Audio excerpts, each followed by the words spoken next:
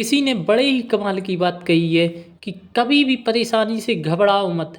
हर परेशानी से बचने के लिए भगवान तुम्हें रास्ता दिखाएंगे। नमस्ते दोस्तों, मैं हूं शुभांशु साहू।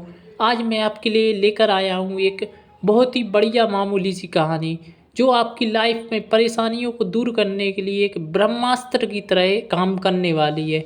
यह कहानी है एक मल्टीनेशनल कंपनी में काम करने वाले मैनेजर की, जिसका ट्रांसफ़र अभी अभी एक नए शहर में हुआ था।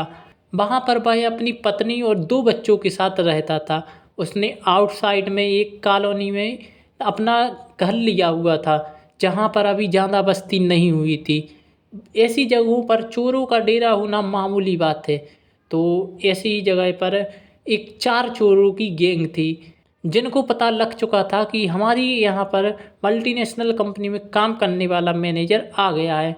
तो उन्होंने उसको लूटने का प्लान बनाया कि अब हम इसके घर पर जाएंगे और इसका जो भी माल मिलेगा हमें, वह हम चुरा लेंगे। इन चोरों ने एक रणनीति बनाई। हम पहले देखेंगे कि ये मैनेजर कब घर पर आता है, कब घर से जाता है और कितने बजे यह सोता है। सब कुछ मतलब इसकी एक्टिविटी को हम पहले ट्रेस करेंगे। तो भाई अगले दिन उस मैनेजर के घर पर आए और उन्होंने उस मैनेजर की एक्टिविटी पर नज़र रखी कि भाई कितने बजे घर से निकल रहा है। और फिर भाई चोर शाम को आए, उसी समय मैनेजर भी वहाँ पर आ गया। तो उनको पता लग गया कि इतने टाइम पर है वहाँ से ऑफिस से आता है।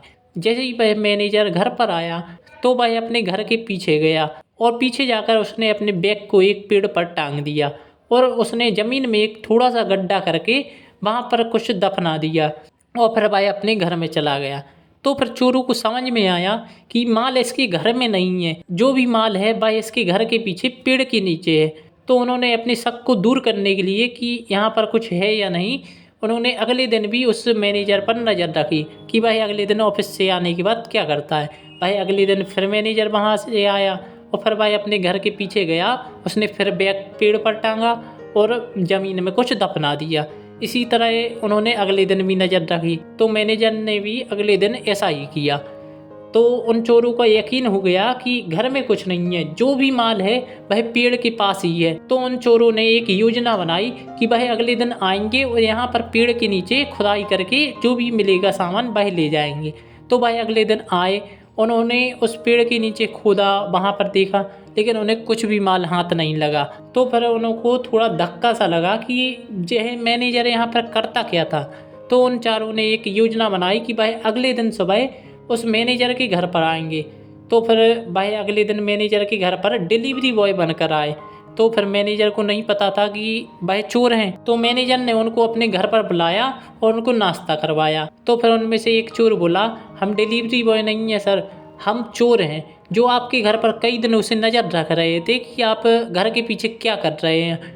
तो हम लोगों ने कल वहाँ पर खुदाई की तो वहाँ पर हमें कुछ नहीं मिला। तो मैनेजर बहुत ज़ोर ज़ोर से हंसने लगा और फिर भाई हंसने के बाद बोला कि मैं वहाँ पर कुछ छुपाता नहीं था। देखिए, मुझे ऑफिस में बहुत ही ज़्यादा टेंशन होती है, लाइफ आजकल बहुत ही ज़्यादा टेंशन भरी हो गई है।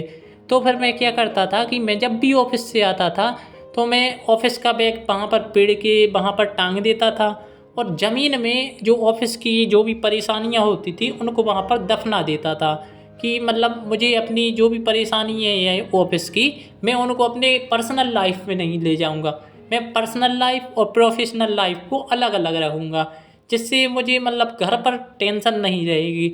और फिर मैं जब अगले दिन सुबह ऑफिस जाता हूँ तो फिर मैं वह बैग उठा लेता हूँ और इस तरह मुझे वह परेशानियाँ दोबारा मिल जाती हैं और फिर मैं शाम को दोबारा वहीं पर रख देता हूँ। इस तरह मैं उन परेशानियों से दूर हट जाता हूँ। तो फिर इस बात पर चोर बहुत ज़्यादा शर्मिंदा हुए कि हम इसको लूटने आए थे, यह बहुत ही बढ़िया आदमी है।